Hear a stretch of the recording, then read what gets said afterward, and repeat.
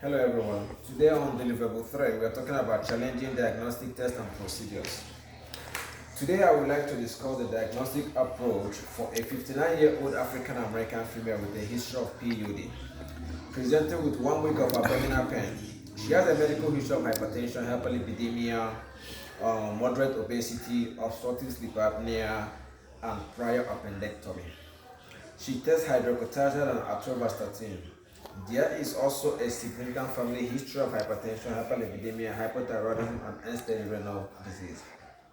The clinical picture of symptoms and her profile of risk factors led me to form a diagnosis of peptic ulcer disease. The diagnostic testing followed the most dangerous differential alongside the most likely possibilities. First, I ordered a urea breath test for H. pylori. The non-invasive test is accurate enough in terms of both sensitivity and specificity, and served as the first-line diagnostic procedure for those suspected of having PUD in the absence of alarm features. A positive result will initiate treatment for the patient either using triple or quadruple therapy, whereas a stool antigen test will be a fallback in case of non-availability of breath test. Second, I ordered CBC, CMP, and lipase as routine labs. A CBC checks for any signs of anemia or awkward GI bleeding, which can represent a complication of PUD. The CMP assesses kidney function, which is particularly important considering her hydrocortisone use and family history of end-stage renal disease. Lipase excludes pancreatitis, which must be considered in all patients with abdominal pain, particularly if it radiates to the back or aggravated by food intake. Due to her obesity, combined with being female and her age, I arranged for a right upper quadrant ultrasound to assess lithosis and cholecystitis in her gallbladder system. This diagnostic procedure carries minimal risk and it stands at the front of possible diagnosis based on the available differential diagnosis. I selected EGD as the most appropriate method to reach a definite diagnosis.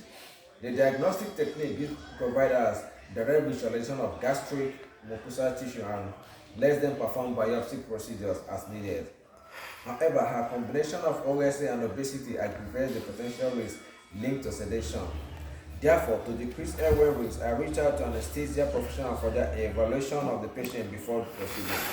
The potential gains of diagnosing this ulcer as well as ruling out cancer made the potential risk manageable. New procedure. Digital rectal exam and in-office fecal occult blood testing where now skills are integrated into my clinical practice. In theory, DRE and FOBT testing is straightforward, but I had not conducted this procedure during my previous practice because patients declined or deferred the test. However, this time the DRE will be entirely justified. Various alarm signs existed including vague abdominal pain and other risk factors such as age above 50 and a positive family history of chronic illness. As GI bleeding might have been a silent sign of ulceration and malignancy, this quick and low-cost test immediately evaluated for bleeding possibility.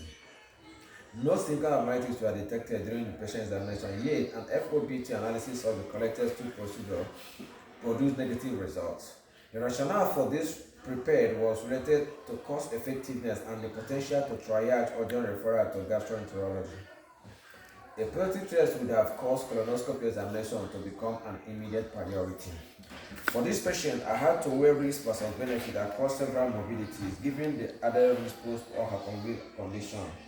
I gave priority to less invasive testing. First, H. pylori testing, lab test, then ultrasound.